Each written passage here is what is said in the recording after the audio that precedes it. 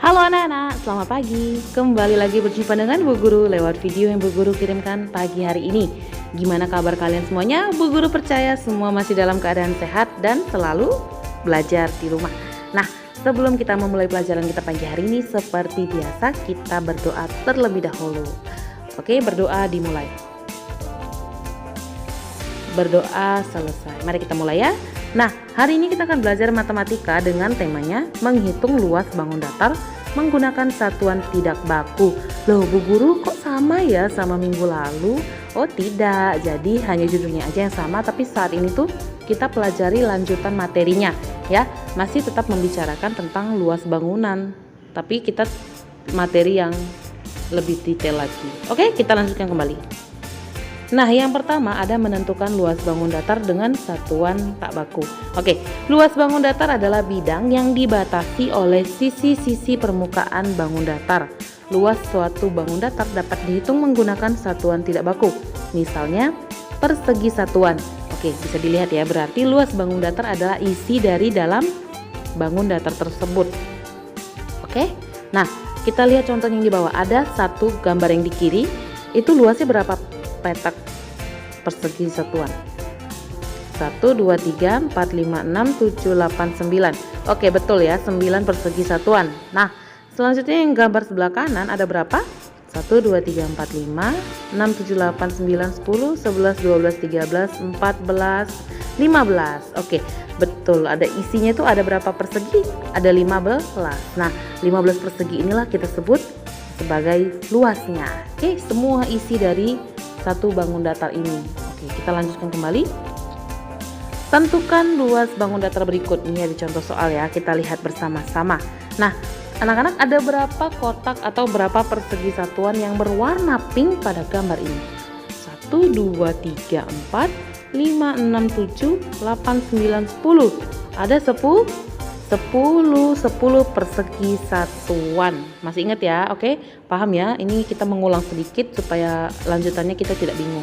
Oke, selanjutnya ada menentukan luas bangun datar dengan satuan tidak baku. Nah, kali ini kita akan mempelajari cara baru. Kalau minggu lalu kita mempelajarinya pakai petak persegi satuan, kalau sekarang kita juga menggunakan segitiga satuan. Oke, jadi selain petak, selain persegi, kita juga bisa menggunakan segitiga. Nah, kita lihat bersama-sama. Untuk gambar sebelah kiri, luas persegi panjang itu adalah 8 persegi satuan. Nah, tapi kalau diubah menjadi bentuk segitiga satuan, iya, karena satu persegi satuan nilainya 2 segitiga satuan, maka anak-anak tinggal kalikan saja karena kan gambarnya sama, ya kan? Nah, atau anak-anak bisa menghitung langsung boleh, menghitung secara langsung ada berapa segitiganya boleh, tapi kalau misalnya tidak mau lelah ya kita tinggal kalikan 8 kali 2. Itulah kenapa Bu Guru selalu meminta anak-anak untuk menghafal perkalian supaya hal-hal seperti ini cepat sekali kita tangani gitu ya. Nah, kemudian Bu Guru mau tanya, bangun mana yang lebih besar? Sama saja, ternyata sama besarnya ya. Bisa dilihat ya, kalau nggak percaya bisa menggunakan penggaris atau anak-anak lihat sendiri bagaimana bentuknya ya. Karena luas satu persegi satuan itu sama dengan 2 segitiga satuan. Ingat ya. Oke, di sini Bu Guru tuliskan jelas-jelas, 1 persegi satuan sama dengan 2 segitiga satuan. Oke, sip. Kalau sudah, kita lanjutkan kembali. Oke, sekarang kita masuk ke contoh soal. Lihat bangun datar yang sebelah kiri, luasnya ada berapa persegi satuan? Ingat ya, kita masih menggunakan persegi satuan. Ada berapa? Iya, segitiga di samping kanan berapa? Oke, ada 2. Nah, karena persegi itu isinya 2 segitiga, satu persegi itu isinya 2 segitiga, maka segitiga di kanan itu dihitung 1 persegi. Oke, nah terus persegi satuan yang utuhnya ada berapa? 1, 2, 3, 4, 5. Oke, ada 5 ya. Berarti luasnya itu 5 petak atau 5 persegi satuan yang penuh kita tambahkan dengan 1 persegi satuan, hasilnya 6. Oke, berarti luasnya sama dengan 6 persegi satuan. Nah, selanjutnya ada segitiga yang benar-benar segitiga di sebelah kanan nih. Kita lihat ya, luasnya berapa. Oke, ada yang utuh. Yang utuh berapa persegi? Ada 2. Nah, sedangkan yang segitiga ini ada berapa? 1, 2, 3, 4. Nah, karena segitiganya ada 4, mereka dihitung sebagai persegi satuannya berapa? Iya, bagi 2, jadinya 2 persegi satuan. Nah, anak-anak tinggal tambahkan 2 persegi satuan yang berasal dari segitiga, kita tambahkan dengan 2 persegi satuan yang utuh, ya kan? Yang ada di gambar ini. Oke, hasilnya berapa? 4 persegi satuan ya, berarti luasnya yang bangun sebelah kanan. Oke, kita lanjutkan kembali. Menentukan satuan tak baku untuk volume benda. Anak-anak paham nggak apa itu volume?